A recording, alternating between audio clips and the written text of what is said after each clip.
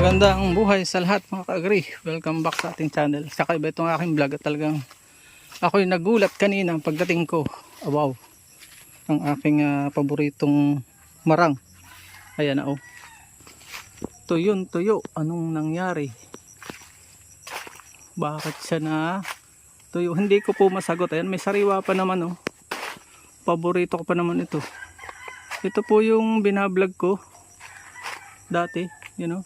Itong season na to. Anong nangyari? Tuyo ay oh. Ay, naglaga na mga dahon. Ayun, may tara pa namang iba. Kaya lang, iba po kasi ang lasa nito. Hindi pang karaniwan, nakakatuwa. Masarap talaga. Yan oh. Parang nasinunog eh oh.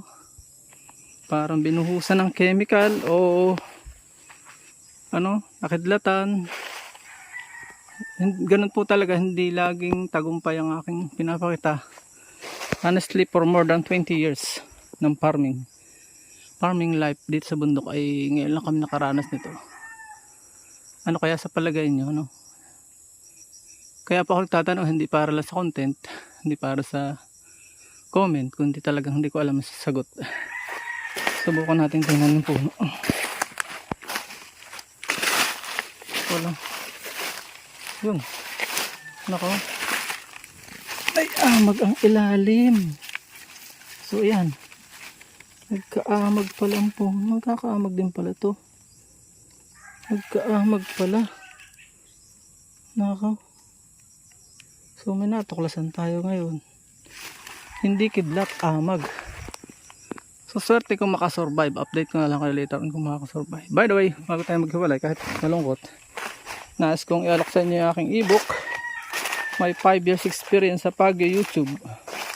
Kung gusto niyo pong matuto, 40 pesos ko lang binebenta. Available po siya via GCash. Ang bayaran at Messenger po ang via downloadable link ko po siya ibibigay sa inyo. Pabilisin niyo po ang success gamit po ang ebook na ito. 84 pages. Hindi ka na lugi, talagang sobrang mura ito para sa ganung presyo. Mag-PM lang po kayo. Maraming salamat. Antayin ko pa yung PM mo kayo interesado.